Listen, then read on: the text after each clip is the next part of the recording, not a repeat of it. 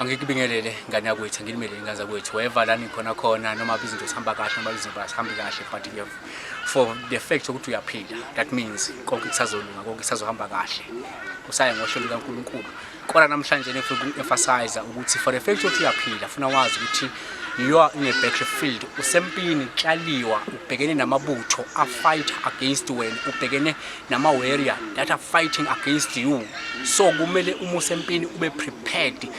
ube ready to face the war, to face the battle, to face the warrior. Noma athwala strong kanani warrior. Now if you prepared usukuphethe ama weapons, any weapons ocabanga ukuthi ingakwazi ukuhlula your enemy, the warrior noma ibutho osukubhekene nalo. Ngifuna ukusho ukuthi uma usempini ila usuke ufuna ukukhiphe khona onke amandla because if you don't fight back kusho ukuthi uzohlulwa ibutho leli libhekene nawe noma impi ebhekene nawe izokunqoba. So uma usempini awufuna ukunqotshwa, ufuna ukunqoba so that uzokwazi ukuthi nawe uthathwe njenge eqhawe so amaqhawe abantu abalwayo banqobe so nawe if ulwa that means uzonqoba and uma unqobile uyazi ukuthi kunalento ebizwa ngesicoco bizwa ngecrown uya crown because of uwina noma ngokunqoba kwakho ubesunikezwe umqhele othile so nawe uma ufight ngane yakuthi njengamanje whatever ubhekene nayo empilweni fight and fight until you win so that one day uzokwazi ukuthi uthole umqhele uthole isicoco sokunqoba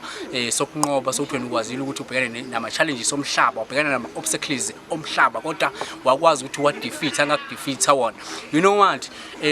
njengamanje ngenzeka impi obhekene nayo inzima kakhulu you know ukuthi the Bible says we not fighting with flesh but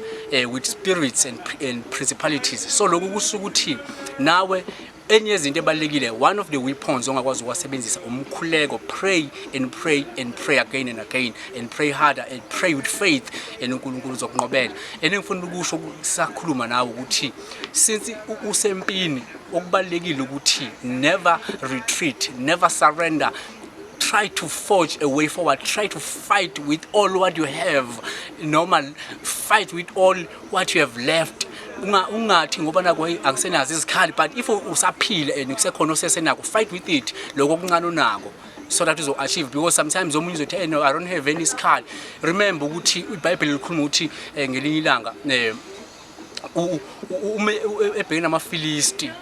uSamson wasebenzisa umhlathu wembongolo it's a weapon eyayikhona sesikhathi if walinda ukuthi azabe nomkhonto kusho ukuthi wayengeke aze alwe because wazofuna alinda ukuthi azabe nomkhonto alinde ukuthi mhlophe abe nesagila alinde ukuthi abe maybe nesibhamu but ngaleso sikhathi lesi into eyayikhona right next to him was umhlathu wembongolo okusho ukuthi nawe whatever ekhona njengamanje seduzi kwakho you can